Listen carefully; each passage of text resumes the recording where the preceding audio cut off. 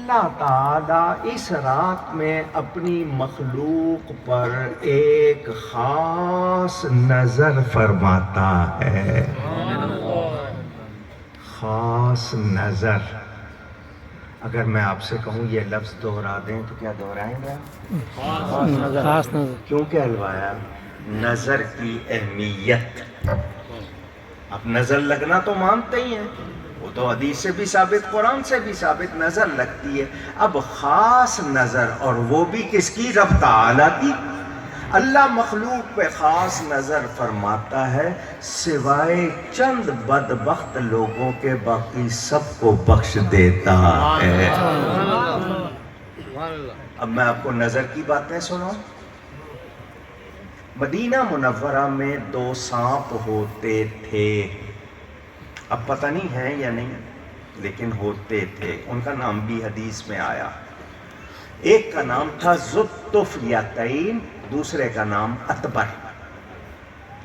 ذوالطفیلتین اور دوسرے کا نام اطبر. صحیح حدیثوں میں آپ گوگل میں یہ لفظ ڈالیں گے، ابھی آپ کے سامنے حدیثیں آ جائیں گی. کیونکہ آج کل لوگ ہم سے کم پوچھتے ہیں، مفتی گوگل سے زیادہ پوچھتے ہیں. لیجئے جناب، ان سانپوں کی نظر کا کیا حال. حدیث میں ہے کہ یہ سانپ جس کو دیکھ لیں، جانور کو دیکھیں تو وہ ہنڈیا میں پہنچ جاتا ہے، بندے کو دیکھ لیں تو وہ ختم ہو جاتا ہے. جب ایک جانور کی بری نظر میں اتنا اثر ہے، نبی کی مبارک نظر میں کتنا اثر ہو. سبحان اللہ، سبحان اللہ. بات سمجھ میں آئی آپ کو؟ تو اللہ ایک خاص نظر فرماتا ہے، اور سوائے چند بدبختوں کے سب کو بخش دیتا ہے. ان بدبختوں کی لسٹ ابھی سناتا ہوں. ایک حدیث اور، یہ آپ نے سنی ہوئی ہے، پھر سن لیں. حضور صلی اللہ علیہ وسلم مسجد سے عشاء پڑھ کے گھر آئے، تھوڑی دیر آرام کیا اور اٹھ کر چپکے سے دبے پاؤں جس کو کہتے ہیں نکلے. ام المومنین حضرت عائشہ صدیقہ فرماتی ہیں میں پیچھے ہو گئی. میں نے دیکھا نبی پاک قبرستان گئے، مدینہ کے قبرستان. اندھیری رات میں حضور نے فرمایا عائشہ میرے قریب آ جاؤ، کیونکہ نبی جس طرح آگے دیکھتے تھے اسی طرح پیچھے دیکھتے تھے. اللہ نے ان کو شان دی تھی.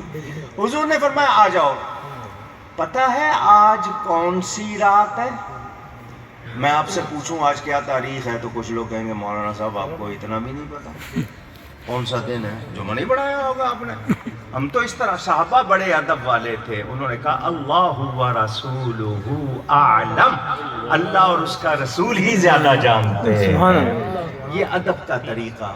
فرمایا آج شعبان کی 15ویں رات ہے، اور اس رات میں اللہ تعالی قبیلہ کلب کی بکریوں کے بالوں کے برابر لوگوں کو جہنم سے رہا فرماتا. سبحان اللہ. آپ لوگ جتنے بیٹھے ہیں، آپ کے اندر اکاؤنٹنٹ بھی ہوں گے، کمپیوٹر کے ماسٹر بھی ہوں گے. میں ایک بکری کا کان آپ کو دے دوں اور کہہ دوں کہ اگلے سال شاہ صاحب کی محفل تک مجھے ذرا اس کے بال گن کے بتا دیجئے گا، آپ گن لیں گے؟ کوئی صاحب سب مل کے؟ نہیں.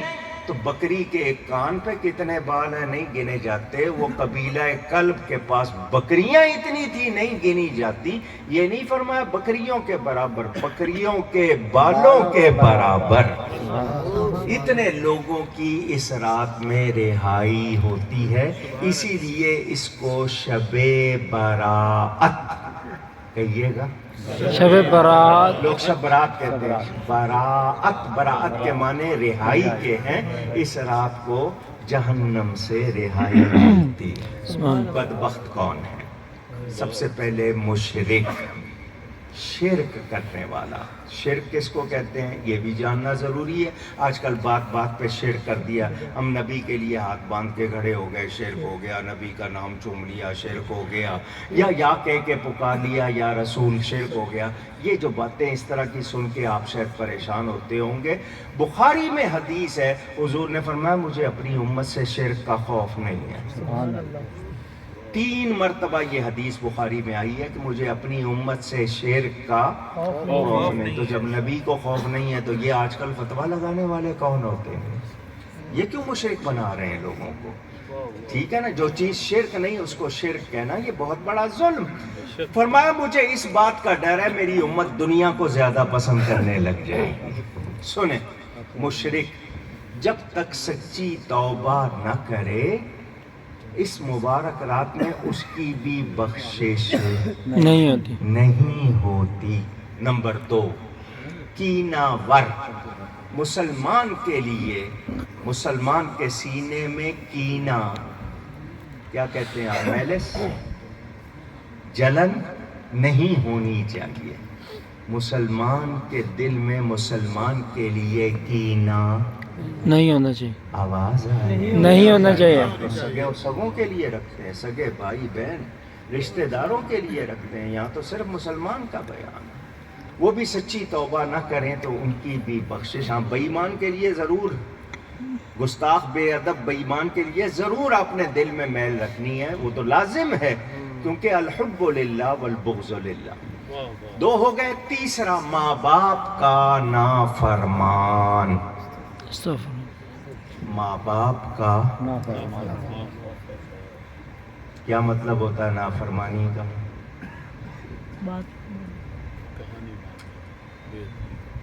اگر نہیں سنا تو ذرا مجھ سے سن لیجئے. 2005 میں میری والدہ ماجدہ وفات پا گئی. میں نے ان کے 40ویں سے پہلے ایک کتاب لکھی تھی ماں جی قبلہ کی یاد میں. ماں جی کا تذکرہ کر کے میں نے اس میں تقریباً 150 حدیث جمع کی ماں باپ کے بارے میں. اس وقت ایک حدیث میں نے پہلی مرتبہ پڑھی جو اس سے پہلے میری نظر سے نہیں گزری تھی. میں تو کانپ کے رہ گیا. شاید وہ حدیث آپ نے نہیں سنی تو آپ کو آج سنا دیتا ہوں. سب سے بڑا گناہ کیا ہے؟ آپ کہیں گے قتل کرنا, غیبت کرنا, شراب پینا, یہ آپ بتائیں گے, اس طرح کے سود وغیرہ. میں نے اس دن پڑھا کہ سب سے بڑا گناہ کیا ہے. سنا دوں؟ شوق ہے, جاننا چاہتے ہیں؟ جی. سب سے بڑا گناہ یہ کہ ماں باپ یا دونوں میں سے کوئی ہمیں بلائے اور ہم آگے سے کہہ دیں میں مصروف ہوں, نہیں آ سکتا, استغفر اللہ. میرے پاس ٹائم نہیں ہے. یہ سب سے بڑا گناہ. کتنی بار ہوا ہوگا؟ کبھی سوچا ماں باپ کا حق ادا ہو سکتا؟ نہیں. بیہقی میں حدیث موجود شعب الایمان میں حضور فرماتے ہیں میری والدہ زندہ ہوتی اور میں عشاء کی نماز پڑھ رہا ہوتا, میں نے سورہ فاتحہ پڑھ لی ہوتی نماز میں, میری ماں میرا نام لے کے بلاتی, میں نماز توڑ کے جاتا. نبی فرما رہے. اور ہمارا کیا حال ہے؟ تو ماں باپ کا نافرمان. بیوی آ جائے تو پھر ماں بھول جاتے. بوجھ لگتی ہے. سب کا حال ایک جیسا. تمہارے بابا کھانستے ہیں, میری نیند خراب ہوتی ہے, یا ان کو الگ کرو یا مجھے الگ کرو. فرمائشیں ہوتی ہیں نا. یہاں جو بیٹھی ہیں شاید وہ نہ کرتی ہوں, میں ان کی بات کر رہا ہوں جو بازاروں میں ہوتی ہیں. یہ تو اچھی بچیاں ہوں گی ساری, لیکن ہمارا یہ حال ہے یا نہیں ہے؟ کبھی بیوی کی طرف جھکا ہو گیا, کبھی ماں کی طرف. ماں کا حق ماں کا ہے, بیوی کا حق بیوی کا ہے. ہم توازن نہیں رکھتے. ماں باپ کا نافرمان. اسی طرح رشوت لینے والا اور دینے والا, سود کھانے والا اور سود لکھنے والا, سود کی طرف بلانے والا, شرابی. آج کل آپ نے دیکھا ہوگا بہت سے لوگ ملنگ بنے ہوئے 6 مہینے نہاتے نہیں ہیں, زلفیں چھوڑ لیتے ہیں, موٹے موٹے کپڑے, ان کے اوپر ویسے ہی آدھا انچ کی تہ جمی ہوتی ہے میل کی, اور وہ اپنے اس نشے والے منہ سے حضرت علی کے نام کے نعرے لگاتے ہیں. آپ لوگ کہتے ہیں پہنچے ہوئے ہیں, بالکل شیطان کی گود میں پہنچے ہوئے ہیں. سبحان اللہ. عورتیں جاتی ہیں چوڑیاں اتار کے دے دیتی ہیں, ان کو 1 روپیہ دینا آپ کو گناہ ہے, کیونکہ وہ اس سے کرتے ہیں نشہ, آپ اس کی مدد کرتے ہیں, تو جتنا وہ گناہ اتنے آپ گناہ گار. اور نام حضرت علی کا لیتے ہیں. اب حضرت علی کا ایک قول سن لیجئے. حضرت علی فرماتے ہیں کوئی شرابی شراب پینے والا بہتی نہر میں نہائے. بہتی نہر پاک ہوتی ہے یا نہیں؟ پاک ہے. حضرت علی فرماتے ہیں بہتی نہر میں شرابی نہائے. اس نہر کا پانی کسی کھیت کو لگ جائے، اس کھیت میں چارہ اگے، وہ چارہ کوئی گائے بھینس کھا لے، میں اس گائے بھینس کا دودھ پینے کو تیار نہیں. اللہ اکبر. کون سا دودھ؟ جو اس گائے بھینس نے دیا، جس نے وہ چارہ کھایا، جو اس کھیت میں لگا، جس کھیت کو وہ پانی لگا جس میں شرابی نہایا. ان کو نشے سے اتنی نفرت، اور یہ نشے میں ان کا نام لے تو ان کو پسند آئے گا؟ نہیں کبھی اونچی نہیں. کسی قسم کا بھی نشہ اسلام میں جائز نہیں اونچی نہیں. بھلے اس کے آپ بڑے اچھے اچھے نام رکھیں. ہیروئن، پہلی ہیروئن نہیں پوری ہو رہی تھی، یہ دوسری کہاں سے آ گئی؟ آئس سپلائی ہو رہی ہے جناب باقاعدہ، اور کالج یونیورسٹیوں کی اور بڑے پوش علاقوں کی لڑکیاں اور لڑکے وہ کھا پی رہے ہیں. قوم برباد ہو رہی ہے. اللہ بچائے.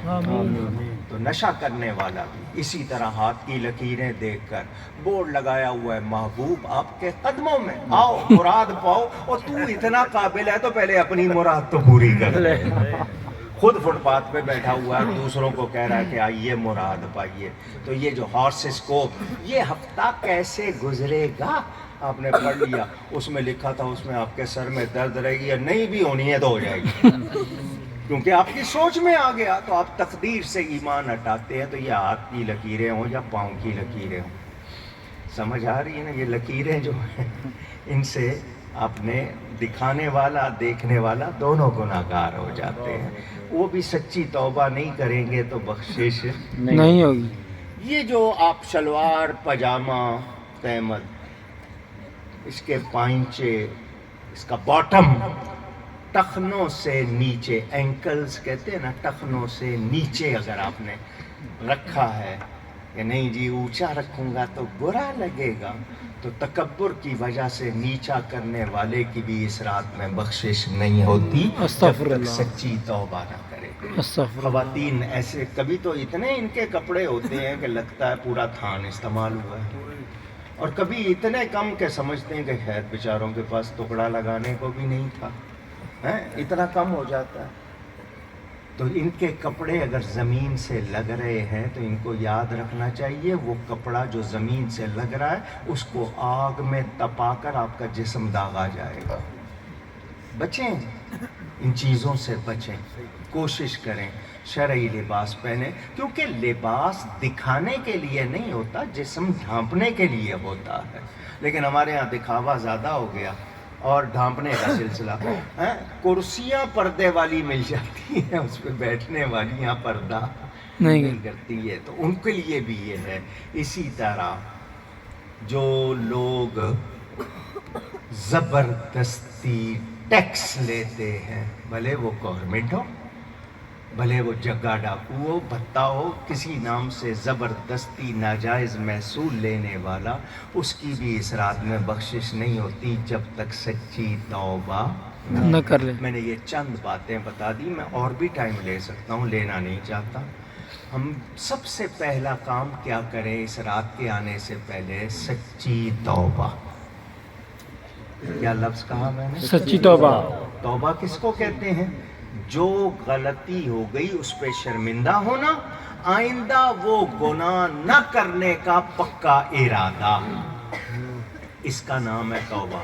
یہ نہیں کہ زبان سے کہہ رہے ہیں یا اللہ میری توبہ، یا اللہ میری توبہ، اور دل میں موقع ملے گا تو چھوڑوں گا نہیں.